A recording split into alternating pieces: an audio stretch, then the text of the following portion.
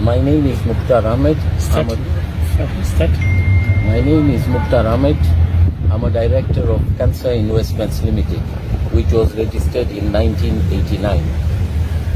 In the month of July 1992, I bought a property in Runda, July 1992, which has been taken over by hooligans associated with Robert Alai.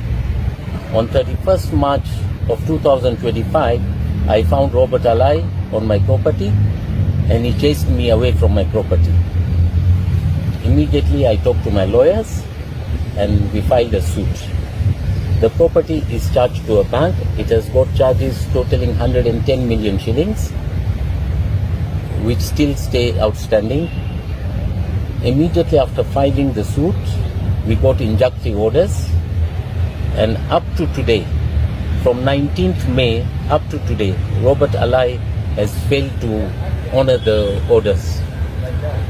So I request the government to help me to evict Robert Alai.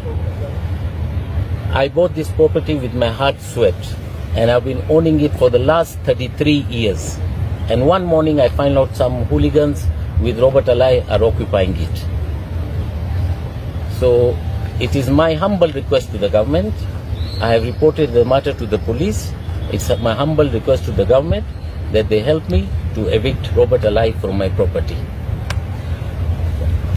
What are the police saying concerning the unit to take the place? The police have promised action, but up to now I've not got any action from them. Well, the question would be, what is the use of reporting an offense?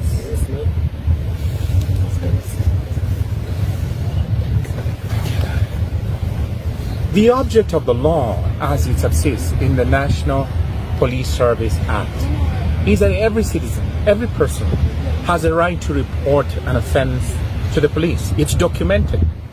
If there is an assault, like he was assaulted in the defense of his property, if there is a malicious damage to the property, like there was a malicious damage to the property, someone breaks the gate to gain access, there is something called forcible detainer. Forcible detainer is when you enter into someone's property and want to remain there. And by the way, I should say this.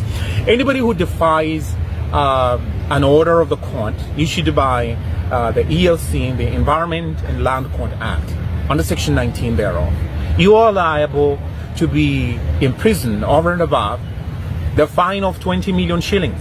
We need to see this being flexed, used by the courts so that it can be exemplary to they who are minded to occupy illegally properties of other people. It is time that the law was enforced, and you find that when it comes to politicians, there is one lane of enforcement of the law, and when it comes to civilians, especially they who are indigent, they who are economically disadvantaged, the poor in the country, they have another lane for the enforcement of the law as against them.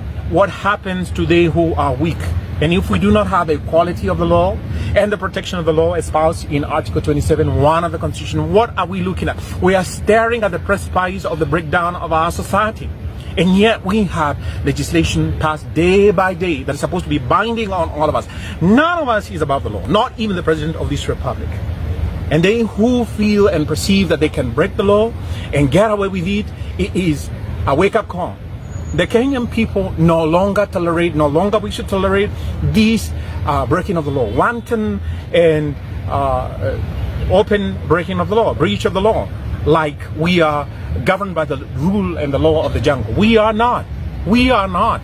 And it's just about time that the law was enforced.